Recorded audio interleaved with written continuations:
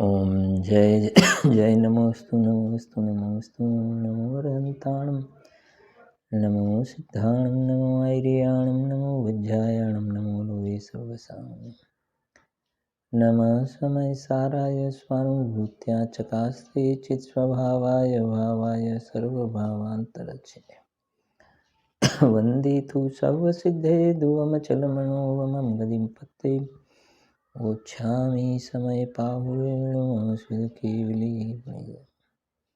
निज स्वरूप को परम रस जामे भरो अपार वंदो परमानंदमय समय सारे विका।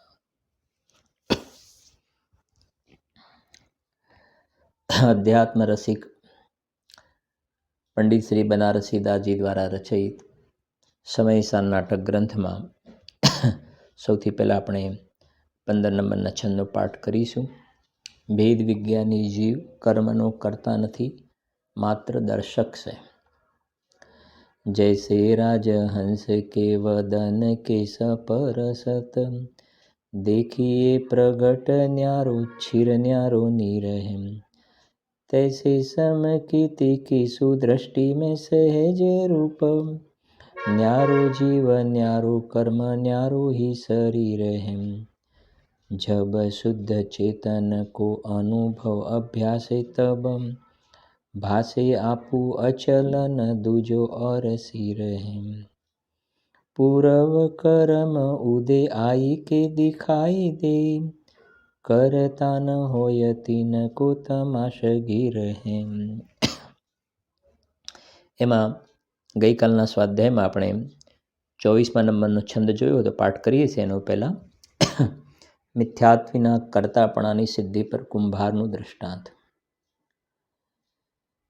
ज्यों माटी में कलश होने की शक्ति है रहे ध्रुव दंड चक्र चीवर कुलाल बाहजी निमित्त हुआ त्यों पुद्गल परवानु पुंज वर्ग ना भेष धरी ज्ञानावरणाधिक स्वरूप विचरंत विविध परी बाहजी निमित्त बहिरात्मा कही संशय अज्ञानमति जगमाही अहंकृत भाव सु कर्म रूप है परिणमती. નીચે છે ને એમાં ગ્રંથાધિરાજ સમયસારનો શ્લોક છે. એનો શું છે જુઓ.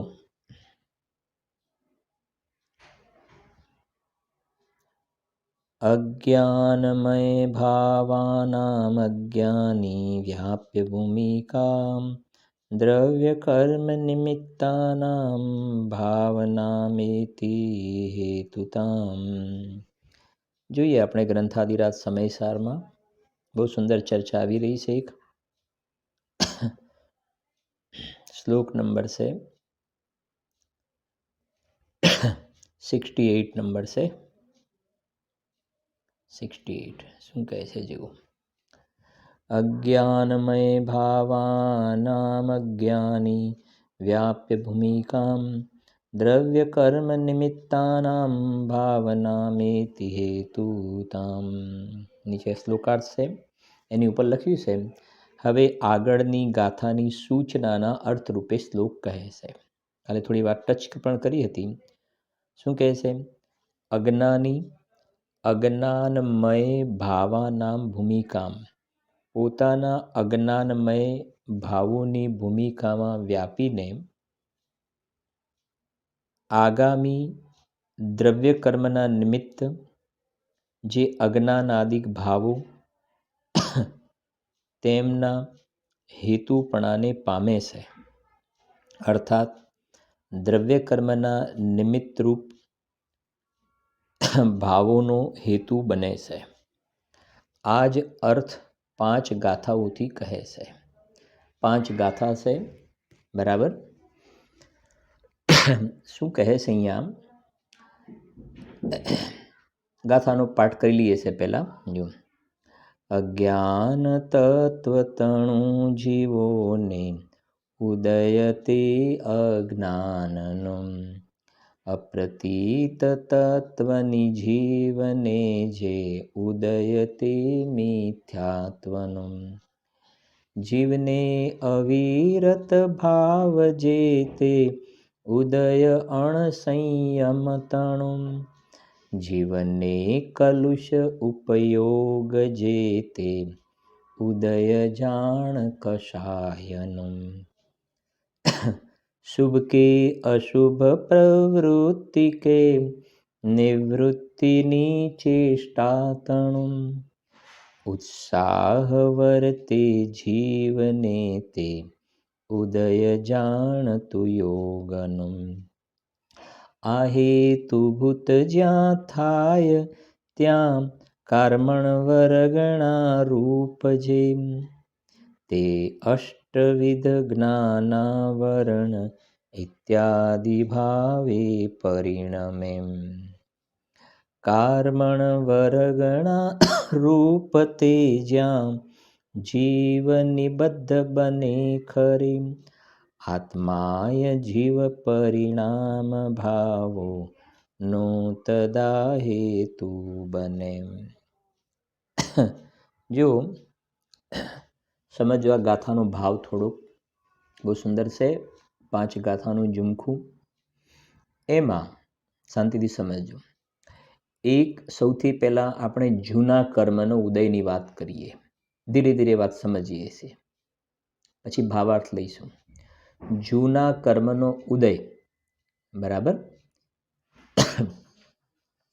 કેમ કે હવે આ 5, 4, 9 ને 2, 11 ગાથા પછી નેક્સ્ટ શ્લોક આવશે. આપણે આગળનો શ્લોક 11 ગાથા પછી, એટલે આ પેલી 5 ગાથાનું આ ઝુમખું છે એને સમજી રહ્યા છીએ આપણે. અને આપણે શ્લોક જોયું ને, આની સૂચના રૂપે શ્લોક હતો. તો જુઓ, જૂના કર્મનો ઉદય. જૂના કર્મનો ઉદય એટલે દ્રવ્ય કર્મ, પૂદગલ, જડ, પ્યોર. જૂના દ્રવ્ય કર્મનો ઉદય. હવે એ જે જૂના કર્મનો ઉદય છે ને, એમાં 4 ભેદ લીધા કર્મના ઉદયમાં. મિથ્યાત્વ, અવિરતિ, કષાય, યોગ. 4 કર્મનો ઉદય. મિથ્યાત્વ, અવિરતિ, કષાય, યોગ. બરાબર છે કે નહીં? થોડી એક સાધારણ વાત લઈ લઈએ છીએ. મિથ્યાત્વ એટલે દર્શન મોહનો ઉદય. અવિરતિ અને કષાય એટલે ચારિત્ર મોહનો ઉદય. અને યોગમાં આ મન વચન કાયના નિમિત્તે આત્માના પ્રદેશોનું કંપન એટલે નામ કર્મનો ઉદયથી શરીરની રચના થાય ને. એટલે એક રીતે જોઈએ તો દર્શન મોહનો ઉદય, ચારિત્ર મોહનો ઉદય બીજો, ચારિત્ર મોહમાં અવિરતિને કષાય આવી ગયા, અને ત્રીજું આવી ગયું નામ કર્મનો ઉદય. બરાબર. પણ આપણે એ બધામાં નથી જતા અત્યારે. આજે થોડા કહેવાય ને વિશેષ જેને સમજવું એને થોડો ખ્યાલ આવે, આ એટલા માટે થોડી વાર ટચ કરીએ. આપણે 4 લઈએ છીએ જે અહીં ઘડી ગાથામાં છે. મિથ્યાત્વ એટલે પેલું દ્રવ્ય મિથ્યાત્વ, જડ, જે આપણે 87 વગેરે ગાથામાં ભણ્યા હતા ને. એટલે મિથ્યાત્વના 2 પ્રકાર, જીવ મિથ્યાત્વ અને અજીવ મિથ્યાત્વ ભણ્યા હતા આપણે. જીવ મિથ્યાત્વ, અજીવ મિથ્યાત્વ. જીવમાં જે ક્રોધ થાય ને અજીવમાં ક્રોધ નામનું કર્મ એ અજીવ. ખાસ સમજવાનું છે આ. પેલા મિથ્યાત્વના 2 પ્રકાર, ગ્રહિત અને અગ્રહિત, એ નહીં. જીવમાં થવાવાળી ઊંધી માન્યતા અને આ બાજુ દર્શન મોહનો ઉદય એ જડ મિથ્યાત્વ. એટલે પહેલાં આપણે જડની વાત કરીએ, જડ કર્મની, દ્રવ્ય કર્મની. એનો ઉદય સત્તામાં પડેલા પણ નહીં.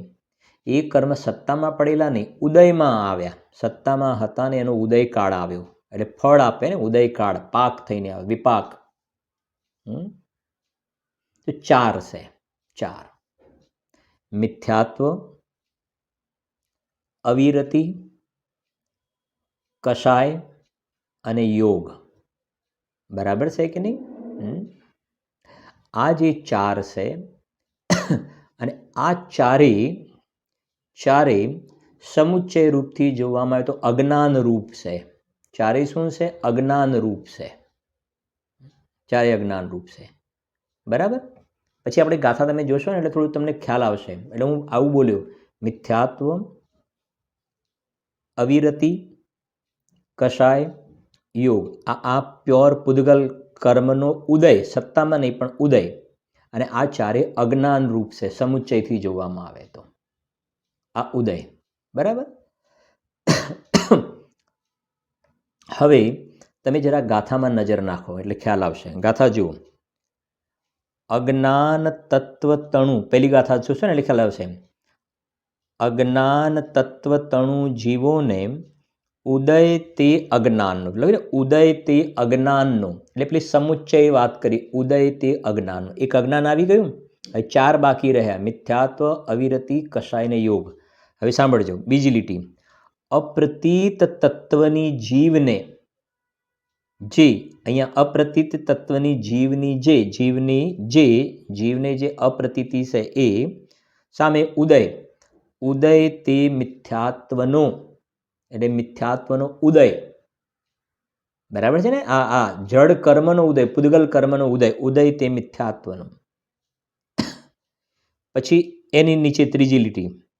જીવને અવિરત ભાવ જે તે ઉદય અણસંયમ તણો, એટલે મિથ્યાત્વ પછી અણસંયમ કહો કે અવિરતિ કહો, એ ઉદય અવિરતિનો ઉદય, અણસંયમનો ઉદય. તો મિથ્યાત્વ થઈ ગયું, અણસંયમ એટલે અવિરતિ થઈ ગયું, કષાય અને યોગ બાકી રહ્યા, કષાય અને યોગ. તો એના પછીની લાઈન જુઓ. જીવને કલુષ ઉપયોગ જે, પછી સામે તે ઉદય, આ બાજુ ઉદય જાણ કષાયનો, કષાય નામનું કર્મ. ત્રણ થઈ ગયા. મિથ્યાત્વ, અણસંયમ એટલે મિથ્યાત્વ, અવિરતિ, કષાય. બરાબર. મિથ્યાત્વ, પહેલું જે અજ્ઞાન છે ને આ બધાનું કોમન છે, આ બધા અજ્ઞાન રૂપ છે, એટલે અજ્ઞાનવાળો શબ્દ પહેલો એટલા માટે આવ્યો. પછી એનું ડિટેલ કર્યું.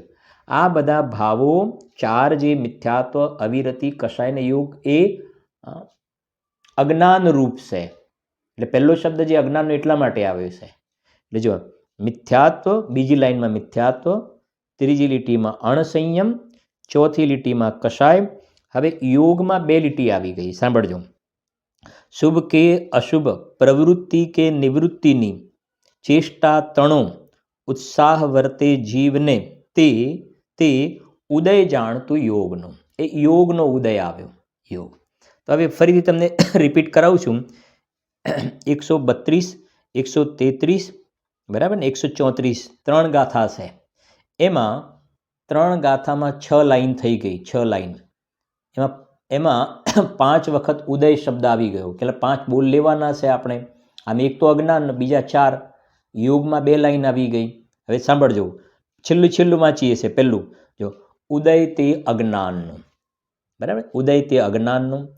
પછી ઉદય તે મિથ્યાત્વનું, ઉદય અણસંયમતણો, ઉદય કષાયનો અને ઉદય યોગનો. એક લીટી છોડીને આ થઈ ગયું 5. આ અજ્ઞાન, આ 4 ભાવ અજ્ઞાન રૂપ છે. એ 4નો ઉદય, હવે ઉદય એટલે સમજી ગયા, જૂના કર્મનો ઉદય. એ કેટલા પ્રકારનો? 4. આ ખાસ શબ્દ યાદ રાખવાના છે. ઉદય 4નો, ઉદય 4નો. હવે સાંભળજો. આ હેતુભૂત જ્યાં થાય ત્યાં કાર્મણ વર્ગના રૂપ જે તે અષ્ટવિધ જ્ઞાનાવરણ ઇત્યાદિ ભાવે પરિણમે. શું કહેવું છે? બરાબર સમજજો. અને એના પછીની પણ તમને ગાથા લઈ લો એટલે ખ્યાલ આવે. 135 અને પછી 136 જુઓ એટલે ક્લિયર થઈ જાય. કાર્માણ વર્ગના રૂપ તે જ્યાં જીવ નિબદ્ધ બને ખરે. પછી છેલ્લી લીટી, આત્માય જીવ પરિણામ ભાવોનો તદા હેતુ બને. અહીંયા શું કહેવું છે? ભાવ સમજો જરાક. કે જૂના 4 કર્મનો ઉદય, મિથ્યાત્વ, અવિરતિ, કષાય ને યોગ. બરાબર છે કે નહીં? યોગ. અને આ અહીંયા જીવની અંદર સમજો, જીવમાં જીવ પોતે એ અજ્ઞાન રૂપ પરિણામે, છેલ્લી લીટી છે ને, આત્માએ જીવ પરિણામ ભાવોનો તદા હેતુ બને. તો આત્મા, આ જીવ પોતાના સ્વભાવને ભૂલીને જીવ પોતાના સ્વભાવને ભૂલીને જ્યારે આ વિભાવ રૂપે પરિણમે છે તો શું થશે કે નવા 8 કર્મનો બંધ થાય છે. જૂના 4, નવા 8. બરાબર સમજો. નવા 8 8 કયા સમજી ગયા ને? 4 ઘાતી કર્મ, 4 અઘાતી કર્મ. જ્ઞાનાવરણ, દર્શનાવરણ, મોહનીય, અંતરાય, આયુ, નામ, ગોત્ર અને વેદનીય. 8. બરાબર સમજો. હવે આ 4નો ઉદય, 8નો બંધ, નવો બંધ. જૂનાનો ઉદય, નવાનો બંધ. ફરીથી રિપીટ કરું છું. જૂનાનો ઉદય, નવાનો બંધ. જૂના કેટલાનો ઉદય? જૂના 4 કર્મનો ઉદય. જૂના 4 દ્રવ્ય કર્મનો ઉદય. નવા 8 કર્મનો બંધ. સમજી ગયા કે નહીં? જૂના 4નો ઉદય નવા 8ના બંધનું કારણ બને છે. આ 4નો ઉદય એ 8ના બંધનો હેતુ છે. 8 જે જુઓ તમે હવે જોશો તો ખ્યાલ આવશે. જુઓ 135મી ગાથા. આ હેતુભૂત જ્યાં થાય ત્યાં કારમણ વર્ગના રૂપ જે તે અષ્ટવિધ. અષ્ટવિધ શબ્દ આવે ને, અષ્ટવિધ એટલે 8. જ્ઞાનાવરણ ઇત્યાદિ ભાવે પરિણમે. જ્ઞાનાવરણ ઇત્યાદિ ભાવે પરિણમે. એટલે સમજો, આ જૂના 4 કર્મ છે એ 8નો હેતુ બને છે. એનું કારણ, નિમિત્ત કારણ. આ જૂના 4 એ નવા 8 જે બંધાય છે, જ્ઞાનાવરણ, દર્શનાવરણ, મોહની, અંતરાય, આયુ, નામ, ગોત્ર, વેદનીય, નવા દ્રવ્ય કર્મ બંધાય છે. એનો હેતુ જૂના 4 કર્મનો ઉદય છે. પણ આ ક્યારે સાયકલ આખું ક્લિયર થાય? કે જ્યારે વચ્ચે જીવ સ્વયં પોતે પોતાના સ્વભાવને ભૂલીને વિકાર, રાગ, દ્વેષ રૂપે પરિણમે. વિકાર, મોહ, રાગ, દ્વેષ રૂપે પરિણમે ને, પોતાના સ્વભાવને ભૂલીને, કર્મના કારણે નહીં. એટલે છેલ્લી લીટીમાં લખ્યું છે, તમે જોશો તો, આત્માએ જીવ પરિણામ ભાવો નો તદા હેતુ બને. પછી જોઈએ પણ છે આપણે ભાવાર્થ વગેરેમાં. આ આત્મા પોતાના સ્વભાવને ભૂલીને અંદરમાં વિકાર રૂપે પરિણમે છે. તો પેલા નવા 8 કર્મનો બંધ થયો ને, તો એ કહે છે નવા 8 કર્મનો હેતુ કોણ? કે જૂના કર્મનો ઉદય. એ અહીંયા શૈલી છે. જૂના 4નો ઉદય, બરાબર સમજો. જૂના 4 કર્મનો ઉદય નવા 8ના બંધનું કારણ છે. પણ આ જૂના 4 નવા 8માં હેતુ ક્યારે બને? કે જીવ અહીંયા રાગદ્વેષ કરે તો. ક્લિયર થાય છે ને મેટર? જૂના 4 જે છે, જૂના 4નો ઉદય નવા 8નું નિમિત્ત કારણ છે. હેતુ એટલે કારણ, નિમિત્ત કારણ છે. ઉપાદાન નહીં. ઉપાદાન તો એ 8 કર્મ કારમાણ વર્ગણા શબ્દ આવે ને, કારમાણ વર્ગણા જાતે જ, કારમાણ વર્ગણા સ્વયં પોતે જ કર્મ રૂપે પરિણમે છે. જે આપણે કલશ એટલા માટે જોયો કે ઘડો, માટીમાંથી જે ઘડો બને છે, માટીમાંથી જે ઘડો બને છે એ ઉપાદાન કારણ તો માટી છે. અને દંડ, ચક્ર, દોરી, કુંભાર એ તો બાહ્ય નિમિત્ત કારણ છે. એવી રીતે જોયું આપણે આ કારમાણ વર્ગના કર્મ રૂપે પરિણમે છે. એ તો પુદગલ દ્રવ્યનું પરિણમન છે. પણ એમાં જીવનો વિકારી ભાવ નિમિત્ત છે. એ કલશમાં હતું એની સૂચના રૂપે. બરાબર છે કે નહીં? હવે સમજો, ખાસ આ સમજવાનું. જૂના 4 કર્મનો ઉદય નવા 8નો હેતુ બને છે, નિમિત્ત કારણ. પણ એ ક્યારે બનશે? જૂના 4 નવા 8નો હેતુ ક્યારે કહેવાય? કે જીવ અહીંયા રાગ, દ્વેષ, વિકાર ભાવરૂપે પરિણમે તો. વિકાર ભાવે રૂપે. અને અજ્ઞાની જીવ છે એ પોતાના સ્વભાવને ભૂલ્યો. એટલે અજ્ઞાની જીવને પોતાની પર્યાયમાં મોહ, રાગ, દ્વેષના પરિણામ થયા. પોતાની પર્યાયમાં થયા. મિથ્યાત્વ, અવિરતિ, પ્રમાદ, કષાય, એ યોગ, એ પોતાની પર્યાયની અંદર જે વિકારરૂપ પરિણમન થયું ને, વિકારરૂપ પરિણમન, તો કહેશે એ પેલા નવા જે કર્મ બંધાયા 8, તો એ 8નો હેતુ કોને કહ્યો? જૂના 4ને હેતુ કહ્યો. આ સમજો, અજ્ઞાની જીવને આ આખી સાયકલ ચાલે છે. નવા બંધનું કારણ, નવા કર્મબંધનું કારણ જૂના કર્મનો ઉદય, નવા કર્મબંધનું કારણ જૂના કર્મનો ઉદય. આ અજ્ઞાનીને ટ્રેક ચાલુ છે. જ્ઞાનીને શું થાય છે સમજો. સમ્યક દ્રષ્ટિ જ્ઞાની ધર્માત્માની શું સ્થિતિ છે કે એ સમજો, એ તમાશગીર છે. જે આપણે 15 નંબરનો છંદ રોજ બોલીએ છીએ, જ્ઞાતા દ્રષ્ટા છે. જે કર્મનો ઉદય આવે, પર્યાયમાં જે ચારિત્રના દોષમાં નબળાઈથી જે રાગ દ્વેષ થાય, એના જ્ઞાતા દ્રષ્ટા રહે છે. એમાં જોડાતા નથી ત્યાં. એકત્વ બુદ્ધિથી, મમત્વ બુદ્ધિથી જોડાતા નથી. એના જાણનાર દેખનાર જ્ઞાતા દ્રષ્ટા તમાશગીર છે, જ્ઞાતા દ્રષ્ટા છે. એટલે શું થાય છે સમજો. એટલે સીધી સિમ્પલ વાત કરીને તો જ્ઞાની સમ્યક દ્રષ્ટિ એ રાગ દ્વેષ રૂપે પરિણમતા નથી. મિથ્યાત્વ અને અનંત અનુબંધી તો છે જ નહીં. અને આ જે થાય છે ને એમાં એકત્વ બુદ્ધિ નથી. એટલે જ્ઞાની મોહ રાગ દ્વેષ રૂપે પરિણમતા નથી. એટલે નવા કર્મનો બંધ નથી થતો. જ્ઞાનીને નવા કર્મનો બંધ નથી થતો. એ ટ્રેક નીકળી ગયો. એટલે જૂના કર્મની શું થઈ ગઈ? જૂના કર્મની નિર્જરા થઈ ગઈ. ખાસ આ સમજવાનું છે. આશ્રવ અધિકારમાં પણ આવશે આવી ટોન. જૂના કર્મ જે હતા ને એ ઉદયમાં આવીને ખરી ગયા. કેમ કે જ્ઞાની એમાં જોડાયા નહીં, પોતાના સ્વરૂપમાં જોડાયેલા હશે. જે પેલો થોડો બંધ થાય છે ગણતરીમાં નથી લેવાનો, એ કાંઈ નથી એની કિંમત. એ તો છે ને પેલા પંખાની સ્વિચ બંધ કરીને જે છે બંધ જ કહેવાય. એટલે જ્ઞાની બંધાતા નથી. આ જે પેલા જ્ઞાનાવરણાદી 8 કર્મ કહ્યા ને, એ નવા બંધનું કારણ તો અહીંયા મોહ રાગ દ્વેષ છે.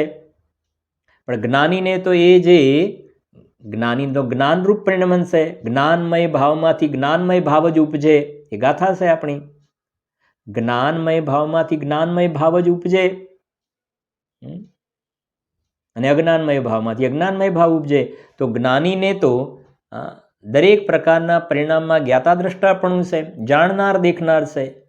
રાગદ્વેષ છે નહીં, નવા કર્મ બંધાતા નથી, જૂના કર્મ ઉદયમાં આવીને ખરી ગયા. એટલે જ્ઞાનીને નિર્જરા થાય છે, બંધાતા નથી. જે આપણે જોયું હતું ને કે મને આ અચરજ થાય છે, બંનેની ક્રિયા એક સરખી હતું ને. જ્ઞાની અજ્ઞાની બંનેની ક્રિયા એક સરખી જોવામાં આવે. દયા દાન પૂજાના અને વિષય ભોગના પરિણામ બંનેને સરખા જોવામાં આવે, છતાં એક બંધાય છે ને એક મુકાય છે. એક બંધાય છે ને એકને નિર્જરાનું ફળ મળે છે. આ અમને અચરજની વાત છે, ખબર નથી પડતી અમને. એ અચરજની વાત શું છે કે જ્ઞાની એની અંદર એકાકાર નથી થતા. એના જાણનાર દેખનાર રહે છે, સાક્ષી ભાવ ઉદાસીન રૂપ રહે છે. અને અજ્ઞાની એમાં એકાકાર થઈ જાય છે, અહમપણું કરે છે. એટલે અજ્ઞાનીને શું થયું? જૂના કર્મનો ઉદય આવ્યો ને એમાં જોડાયા, ત્યાં આગળ પર્યાયમાં રાગદ્વેષ થયો તો નવા કર્મ બંધાયા. એટલે જૂના કર્મનો ઉદય એ નવા એ 4નો ઉદય 8ના બંધનું કારણ બન્યું. એ 8 નવા બંધાયા ને એનો હેતુ કોણ? કે પેલા 4 છે 8નો હેતુ. પણ કોને? કે વચ્ચે જેને રાગદ્વેષ કર્યો એને. અને રાગદ્વેષનું કારણ શું? કોઈ કર્મ નહીં, પોતે અજ્ઞાન ભાવે જાતે સ્વયં પોતાના ઉપાદાનથી પરિણમ્યો. પોતાના સ્વભાવને ભૂલીને અપને કો આપ ભૂલ કર હેરાન હો ગયા. કર્મના કારણે નહીં, એનું પરિણામ તો સ્વતંત્ર છે. પોતે સ્વયં અજ્ઞાન રૂપે પરિણમ્યો, મિથ્યાત્વ કષાય રૂપે પરિણમ્યો, તો નવા કર્મ બંધાયા. અને નવા કર્મ બંધાયા તો જૂના 4ને નવા 8નો હેતુ કહેવાય છે. જૂના 4ને નવા 8નો હેતુ કહેવાય છે. અને જ્ઞાનીની પરિણતિ બસ. જ્ઞાની જ્ઞાનરૂપ પરિણમન કરે છે, તો જ્ઞાની જ્ઞાનરૂપ પરિણમન કરે છે તો નવા બંધાતા નથી, જૂનાની નિર્જરા થતી જાય છે. નવા બંધાતા નથી, જૂનાની નિર્જરા થતી જાય છે. નવા બંધાતા નથી, જૂનાની નિર્જરા એટલે સ્ટોક ખાલી થતો થતો જાય છે ને, અને જીવનો મોક્ષ થતો જોવામાં આવે, મોક્ષ થઈ જાય છે. એ ભાવ પડ્યો છે અહીંયા ગાડી. જુઓ, એમાં તમે થોડીક આટલી નજર નાખો. ટીકાની અંદર, ટીકામાં બધું નથી લેતા આપણે, ટીકાની છેલ્લી 4 લીટી વાંચું છું. 4 લીટી સાંભળજો. આ પૌદગલિક મિથ્યાત્વ આદિના ઉદયો, સમજી ગયા ને? આ પૌદગલિક મિથ્યાત્વ આદિના ઉદયો એટલે પેલા જડ કર્મ દ્રવ્ય કર્મ એના ઉદયો હેતુભૂત થતા જે કારમાણ વર્ગણાગત પુદગલ દ્રવ્ય જ્ઞાનાવરણ આદિ ભાવે 8 પ્રકારે સ્વયમેવ પરિણમે છે. જોયું ને કનેક્શન ક્યાંથી ક્યાં જોડ્યું? શું લખ્યું? આ અને તમે ટીકામાં ત્રીજી લીટી જોશો ને, ટીકામાં ત્રીજી લીટી એમાં છેલ્લે લખ્યું છે અજ્ઞાનમય 4 ભાવો છે. અજ્ઞાનમય 4 ભાવ એટલે જૂના પેલા કર્મનો એ 4 ભાવ, એ 4 ભાવ. અને હવે એ 4 ભાવ પછી હવે આટલે જ ફરી વાંચું છું. આ પૌદગલિક મિથ્યાત્વ આદિના ઉદય એટલે 4ના ઉદયો, બરાબર છે ને? અજ્ઞાનમય જે 4 ભાવનો એ ઉદય હેતુભૂત થતા જે કારમાણ વર્ગણાગત, જે કારમાણ વર્ગના જ્ઞાનાવરણાદિ 8 કારમાણ શરીર રૂપે પરિણમે છે ને, એ આ પૌદગલિક મિથ્યાત્વ આદિના ઉદયો હેતુભૂત થતા જે કારમાણ વર્ગણાગત પુદગલ દ્રવ્ય જ્ઞાનાવરણાદિ ભાવે 8 પ્રકારે સ્વયમેવ પરિણમે છે. આ 4ના કારણે નહીં, 8 એ કારમાણ વર્ગના સ્વયમેવ 8 રૂપે પરિણમે છે. એમાં આ 4 તો નિમિત્તભૂત હેતુ છે. સાંભળજો. જ્ઞાનાવરણાદિ ભાવે 8 પ્રકારે સ્વયમેવ પરિણમે છે. તે કારમાણ વર્ગણાગત પુદગલ દ્રવ્ય જ્યારે જીવમાં નિબદ્ધ થાય એટલે જીવની સાથે એક ક્ષેત્રાગર બંધાય ત્યારે જીવ સ્વયમેવ અજ્ઞાનથી કર્મના કારણે અજ્ઞાનથી સ્વપરના એકત્વના અધ્યાસને લીધે, આ અજ્ઞાનીની વાત છે ને, આખું સાયકલ, સ્વપરના એકત્વના અધ્યાસને લીધે તત્વ અશ્રદ્ધાન આદિ પોતાના અજ્ઞાનમય પરિણામ ભાવોનો હેતુ થાય છે. આ પોતાના અજ્ઞાનમય ભાવનું કારણ એ પોતે સ્વયં છે, કોઈ કર્મના કારણે નહીં. કે કર્મ બિચારે કોણ ભૂલ મેરી અધિકાય. સ્વયં પોતે અજ્ઞાન ભાવરૂપ પરિણમે છે, એ પોતે એનું કારણ છે. અને આ જે છે અજ્ઞાનમય ભાવ થયા ને, તો એ કહે છે કે જૂના 4 નવા 8 કર્મનો હેતુ છે બને છે. કેમ? કેમ કે આ જીવ અજ્ઞાન ભાવે નથી પરિણમતો ને, તો નવા બંધાતા જ નથી. અને અજ્ઞાન ભાવે પરિણમે છે કેમ? કે अपने को आप भूल कर हैरान हो गया. અજ્ઞાનનું કારણ ના કોઈ જૂના કર્મ છે, ના કોઈ નવા કર્મ છે, ના પરદ્રવ્ય છે. અજ્ઞાનનું કારણ એટલું છે કે બસ પોતે જે અંદરમાં પરમેશ્વર સ્વરૂપ બિરાજમાન છે, જે મુઠ્ઠીમાં રાખેલા સુવર્ણને ભૂલી જાય એમ પોતે પોતાના પરમાત્માને અનાદિકાળથી ભૂલ્યો છે. પોતે ચૈતન્ય ચક્રવર્તી અંદરમાં જાણનાર દેખનાર પ્રભુ તરીકે અંદરમાં બિરાજમાન છે, એને આ જીવ ભૂલ્યો છે. એ જ મોટું અજ્ઞાન છે. એ મોટામાં મોટું અજ્ઞાન છે. આનાથી બીજું મોટું કોઈ અજ્ઞાન છે જ નહીં. કોઈ મોટું અજ્ઞાન નથી. આ મોટું અજ્ઞાન છે. એટલે કે અપને કો આપ ભૂલ કર હેરાન હો ગયા. હવે જગતના જીવોને આ અજ્ઞાન નથી દેખાતું. બહારમાં અજ્ઞાનની વ્યાખ્યાઓ કાંઈ ને કાંઈ ચાલે છે. બધું લૌકિકમાં એજ્યુકેશન, ભણતર, જનરલ નોલેજ, ફલાણું, આ તે શાસ્ત્રનું જ્ઞાન, એ નહીં ભૈયા. આત્મજ્ઞાન ही ज्ञान है, शेष सभी अज्ञान. આત્માનું જે સ્વસંવેદન જ્ઞાન થયું કે જેમાં આનંદનો સ્વાદ આવે, એ જ જ્ઞાન છે. બાકી બધું અજ્ઞાન છે. જે જ્ઞાનમાં આનંદનો સ્વાદ ન આવે, અતિન્દ્રિય આનંદનું વેદન ન થાય ને એ જ્ઞાનને જ્ઞાન નથી કહેવાતું ભાઈ, નથી કહેવાતું જ્ઞાન. આ તો ગુરુદેવ શ્રીનું આપણા ઉપર અનંત કૃપા કહેવાય કે આવું બધું સમજાવ્યું આપણને. બાકી આ વાત હતી જ ક્યાં. હા, સોગાનીજી સાહેબનો બોલ ચાલ્યો ને આપણે હમણાં 1-2 દિવસ પહેલાં ચાલ્યો. એમને પોતાના ભાવો વ્યક્ત કરતા કહ્યું ને, શરૂઆતમાં કેવી સ્થિતિ હતી. હજારો શાસ્ત્ર વાંચ્યા હતા, ખૂબ બધે ભ્રમણ કર્યું, હજારો શાસ્ત્ર વાંચ્યા, શાંતિ નહોતી મળતી, શાંતિ નહોતી મળતી. પણ એવો નિયોગ કે શ્રી નેમિચંદજી પાટની દ્વારા એમને આત્મધર્મ મળ્યું, આત્મધર્મ. અને આત્મધર્મ વાંચ્યું ને, અને એની અંદર વાંચતા વાંચતા જે આવ્યું કે આવશ્યક 6 નહીં, આવશ્યક તો 1 છે. અને બસ અંદરમાં એવો અહોભાવ અંદરમાં એવા અહોભાવ થયો કે બસ એ આત્મધર્મને અર્ઘ સમર્પિત કરી દીધો. ઉદક ચંદન કે અરે આ તો બસ હું જેની તલાશમાં, જેની શોધમાં છું એ વાત તો અહીંયા છે. અને પછી થોડાક સમય પછી પૂજ્ય ગુરુદેવશ્રીને પ્રત્યક્ષ મળવાનો યોગ બન્યો. અને પૂજ્ય ગુરુદેવશ્રીની દિવ્ય દેશનાની અંદર જ્યારે આ વાત આવી કે જ્ઞાન અને રાગ જુદા છે, રાગ આશ્રવ તત્વ દુઃખદાયક છે, અને જ્ઞાન તો જીવનો સ્વભાવ છે, રાગ વિભાવ છે, રાગ દુઃખદાયક છે, જ્ઞાન અને રાગ જુદા છે. બસ આ વાત મળીને, આ વાત જ્યાં સાંભળવા મળીને બસ એમ કે મારે જે જોઈતું હતું એ મને મળી ગયું. અને આપણે અત્યારે રોજ 10 બોલ બોલીએ છીએ, એની અંદર લગભગ 4થા નંબરનો બોલ છે. આ વાત સાંભળતા જ ચોટ લાગે, એક પાત્રતા છે, ચોટ લાગે, ચોટ લાગે. અને બસ જ્ઞાન અને રાગ જુદા છે, અંદરમાં એવી ચોટ લાગી કે એ જ દિવસે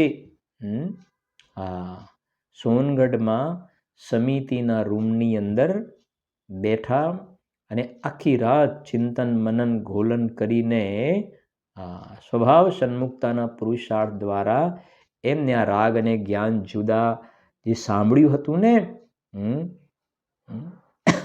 એ પુરુષાર્થ દ્વારા જ્ઞાન અને રાગને જુદા જ્ઞાનમાં જોઈ લીધા. ગુરુદેવશ્રીએ જે જ્ઞાન અને રાગ જુદા બતાવ્યા ને, અને રાતભર મહેનત કરીને એમને જ્ઞાન અને રાગ પોતાના જ્ઞાનમાં જુદા જોઈ લીધા. બોલશે રાગ અમને પ્રત્યક્ષ જુદો દેખાય છે, જુદો દેખાય છે, તો અજ્ઞાનમાં એ ભાવ છે, રાગમાં જ્ઞાનની ગંધ નથી. એક રાતમાં સમ્યક દર્શન પ્રાપ્ત કરી લીધું, જ્ઞાની થઈ ગયા. આજે છે ને 4-8નું કારણ નીકળી ગયો, ટ્રેક ખતમ થઈ ગયો. જૂના 4 નવા 8નું કારણ એ બધું નીકળી ગયું. સમજાય છે કે આ એ છે વાત. અને અલ્પકાલમાં બસ જેમણે કહ્યું ને, નવો બંધ નહીં, જૂનાની નિર્જરા, જૂનાની નિર્જરા, જૂનાની નિર્જરા. બસ અહીંયાથી દેવલોકમાં સ્વર્ગમાં ગયા છે, ત્યાંથી અહીંયા આવી અને નિર્ગ્રંથ મુનિ દીક્ષા અંગીકાર કરી, ગાતી અગાતીનો ક્ષય કરીને કેવલ જ્ઞાનને પ્રાપ્ત કરીને નિર્વાણ પદને પ્રાપ્ત થઈ જશે. છે તો આવું ભાઈ. વાત સાંભળતા ચોટ લાગે, બધા અમુક અંદરમાં એમ થઈ જાય કે ચોટ લાગે, એક પાત્રતા છે, ચોટ લાગવી જોઈએ. એક રૂઢિગત ન થવું જોઈએ. રૂઢિગત સમજી ગયા ને? જેમ પહેલાં જે બધી મંદિરમાં પૂજા વિધાન એ જે બધી ક્રિયાના રૂપમાં કહેવાય ને, યાત્રા એની અંદર એ બધી એક ક્રિયાનું રૂપ, એમ આ પણ એક રૂટીન ક્રિયાના રૂપમાં. એવું નહીં, અંદરમાં એક ઉર્મિઓ, અંદરમાં આનંદ ઉલ્લાસ, કંઈક અલગ અલગ પ્રકારનો વિશેષ કંઈક અંદરમાં ભાવ બનવા જોઈએ. પુરુષાર્થનું સ્વરૂપ કંઈક અલગ છે ભાઈ. જુઓ ભાવાર્થમાં કહે છે, ભાવાર્થમાં સાંભળજો. અજ્ઞાન ભાવના, સાંભળજો, અજ્ઞાન ભાવના ભેદરૂપ જે મિથ્યાત્વ અવિરતિ, કષાય અને યોગના ઉદયો તે પૂદગલના પરિણામ છે. આ પૂદગલના પરિણામની વાત કરી, બરાબર છે ને. મિથ્યાત્વ છે ને, અજ્ઞાન ભાવના ભેદરૂપ, એટલે ચારે અજ્ઞાન છે ને, એટલે પેલો અજ્ઞાન શબ્દ એક આવ્યો તો ને બાકી ચાર. આ બધા અજ્ઞાનજન્ય છે. આ અજ્ઞાનની બ્રાન્ચ છે બધી. અજ્ઞાન એ હેડ ઓફિસ છે અને આ બધી એની બ્રાન્ચ ઓફિસ છે બધી. મિથ્યાત્વ, અવિરતિ, કષાય અને યોગના ઉદયો તે પૂદગલના પરિણામ છે અને તેમનો સ્વાદ અતત્વ શ્રદ્ધાના આદિ રૂપે જ્ઞાનમાં આવે છે. તે ઉદયો, હવે સાંભળજો, તે ઉદયો નિમિત્તભૂત થતા, તે ઉદયો જૂના કર્મ ચાર એ નિમિત્તભૂત થતા કારમાણ વર્ગણા રૂપ નવા પૂદગલો. જો કારમાણ વર્ગણાને યાદ કરી, જૂના કર્મનો ઉદય જે છે એ તો કારમાણ વર્ગના કર્મ રૂપે પડીને સત્તામાં હતું ને ઉદયમાં આવ્યું. નવું તો શું છે કે કારમાણ વર્ગણાને કર્મ રૂપે પરિણમવાનું છે. સમજી ગયા કે નહીં? હા, જેમ સમજો કે રોટલી બનાવી દીધી. એક તો રોટલી બનીને આપણે શું કહેવાય ને, ઘરમાં કે જે વાસણની અંદર એક તો રોટલી બનીને મૂકેલી છે અને પછી જમવાનો ટાઈમ થાય એટલે એમાંથી રોટલી લઈને આપણે ખાધી. એ તો બનેલી છે. એક તો રોટલી બનેલી છે ને એમાંથી લઈને ખાવી. બીજું એવું છે કે હજુ એનું રો મટીરિયલ છે ને, લોટ વગેરે કે જે બીજું કંઈ હોય ને, આ બાંધવું કરું ને આ તે, એમાંથી રોટલી બનવી. એમાં ફરક પડી ગયો ને. એક રો મટીરિયલમાંથી રોટલી બનવી અને બીજું જે રોટલી બનેલી છે એનું સેવન. ખ્યાલ આવે છે કે નહીં? હા, એમ અહીંયા પણ એવું છે. એક એવું છે કે જે પેલા રો મટીરિયલમાંથી રોટલી બને ને, એમ આ કારમાણ વર્ગણા એ રો મટીરિયલ છે. પૂદગલ દ્રવ્યની જે કારમાણ વર્ગણાઓ છે ને, અલગ અલગ પ્રકારની 23 વર્ગણાઓ છે.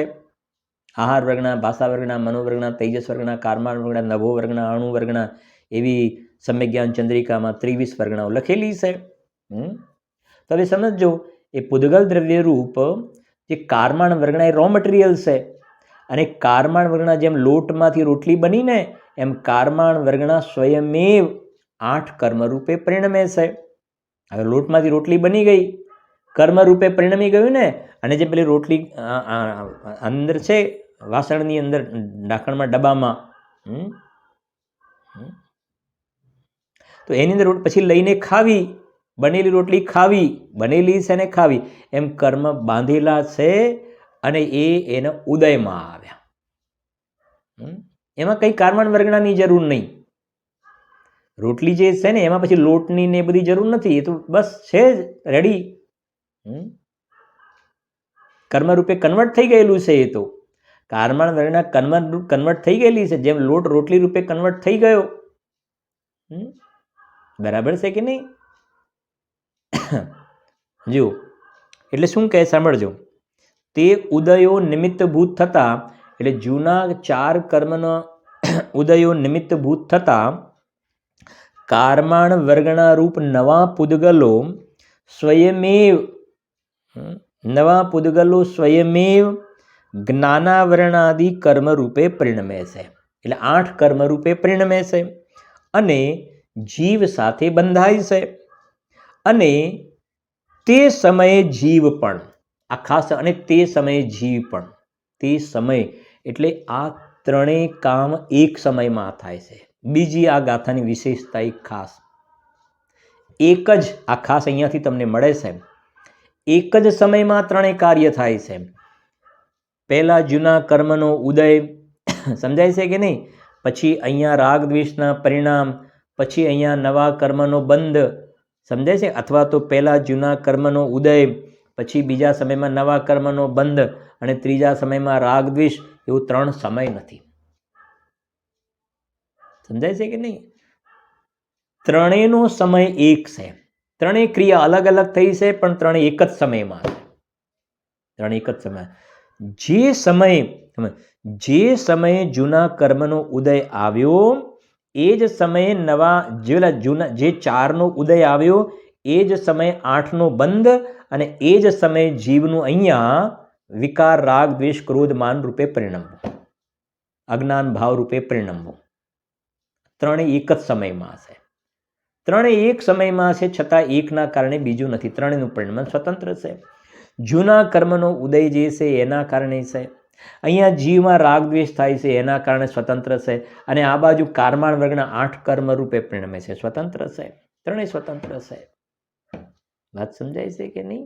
હા હા, જેમ કહેવાય ને ભાઈ, પેલા ગરમામાં રોટલી છે સ્વતંત્ર છે, આ બાજુ લોટ છે જેમાંથી બનવાની છે એ સ્વતંત્ર છે, અને ખાવાવાળો વ્યક્તિ સ્વતંત્ર છે. ત્રણેય સ્વતંત્ર.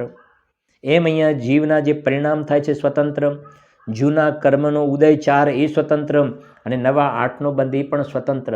દરેકનું પરિણામ સ્વતંત્ર, એકના કારણે બીજું નથી. આ ગાથા એ કહી રહી છે ગાડી. કરતા કર્મ અધિકાર છે ને, પરિણામ સ્વતંત્ર છે દરેકનું. જુઓ, એટલે ખાસ આ છે. જુઓ,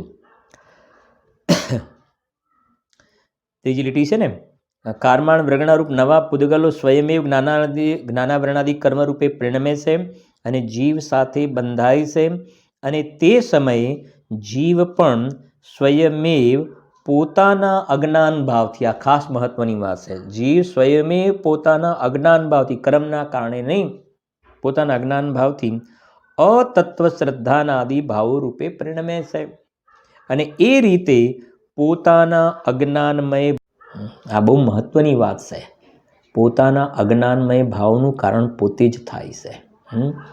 એક વાત ખ્યાલ આવે છે, પછી જોઈશું. જો અને પછી લઈશું, નહીં તો અત્યારે જોઈ લે, પેલો ભાવ આવે છે, થોડું સાંભળી લો જરાક. અજ્ઞાનમય ભાવનું કારણ પોતે જ થાય છે. જેમ સમજીએ આપણે થોડીક વાત, કે સામાન્ય રીતે આ જીવની બીજાના દોષ જોવાની દ્રષ્ટિ છે ને, તો થોડુંક સમજીએ ભાવ. કે આપણે સમજો કે ટ્રેનમાં ક્યાંકથી જર્ની કરીને આવતા હતા અને એકલા જ હતા, અને આપણી પાસે 2 બેગ હતી, બરાબર છે. હવે ઉતર્યા ને એક બેગ હતી ને એક બેગ તો ભૂલી ગયા, અને પછી ટ્રેન ઉપડી ગઈ, પછી ખબર પડેલી એક બેગ તો ભૂલી ગયા. તો મારું કહેવું છે કે આપણે પછી કોને ઠપકો આપીશું? મારી ભૂલ છે ને, બરાબર સમજો, ખ્યાલ આવે છે. એની જગ્યાએ એમ કહ્યું કે એક બેગ તમારી સાથે અને એક બેગ મારે, અને આપણે બેગ લઈને ઉતરી ગયા અને પેલી બીજી વ્યક્તિ બેગ ભૂલી જાય ને, તને એક બેગ સાચવવાનું કહ્યું તો તોય ના સચવાયું, કીધું હોત તો બંને બેગ હું લઈ લેતા, આમ છે તેમ છે. ન્યાય સમજજો જરા. માને એ ભૂલ મારાથી થઈ ને, બરાબર સમજે, મારાથી ભૂલ થઈ તો બીજાનો દોષ નથી જોતો. આ ચશ્મા છે સમજો, અને એકદમ મારા હાથમાંથી પડે ને ફૂટી ગયા, તો કોના પર ગુસ્સો કરીશ? પણ એકદમ ચશ્મા હાથમાં છે ને કોઈ દોડતો આવીને એકદમ ચશ્મા આમ, સમજાય છે ને, એમ હાથ વાગ્યો ને પડી ગયા, ને એમનો હાથ વાગ્યો ને પડી ગયા, ને યાર તમારે કમસે કમ થોડું ધ્યાન રાખવું જોઈએ ને, આ છે તે છે. રસ્તે ચાલતે જતા હોઈએ અને એકદમ ખાડામાં પગ પડી ગયો, જાતે જ ખાડામાં પગ પડી ગયો ને, ખ્યાલ ના આવ્યો, કાંઈ ખ્યાલ ના આવ્યો, અને પગ ભાગ્યો, તો કંઈ વાંધો નથી. પણ સમજજો,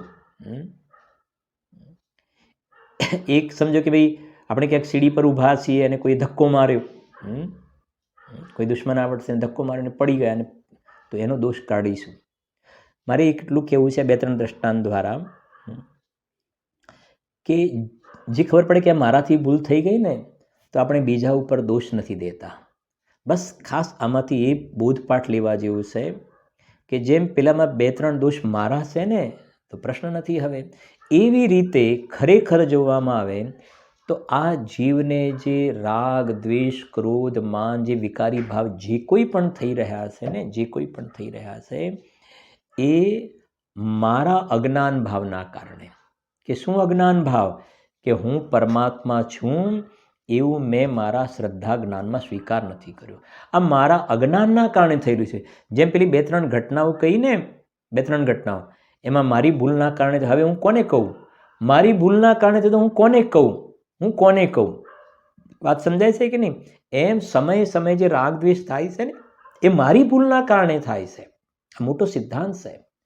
મારી ભૂલના કારણે થાય છે, કોઈના કારણે નથી થતો. પરદ્રવ્યના કારણે રાગ દ્વેષ નથી થતા.